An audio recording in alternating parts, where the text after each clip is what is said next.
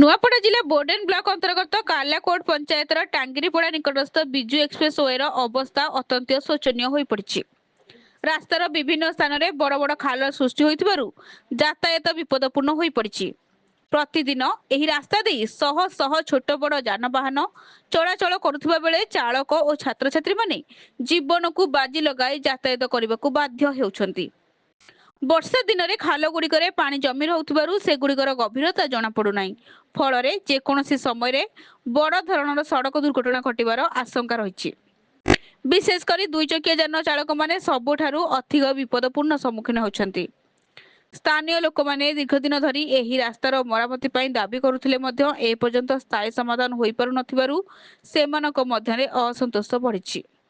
स्थानीय बासिंदा कहवा अनुसार विजु एक्सप्रेस वेर एभली गुरुत्वपूर्ण सड़कर एपरी दयनीय अवस्था लोकों यातायात में बाधा सृष्टि करने सह दुर्घटनार विपद को दिनकू दिन बढ़ाऊछि। तेणु जिला प्रशासन और संपृक्त विभाग तुरंत ही रास्तार स्थिति परखी आवश्यक मरामती कार्य आरंभ करने को साधारण लोके दाबी करिसेंति। नुआपड़ा जिलूर परमेश्वर मेहर रिपोर्ट, सठिक न्यूज।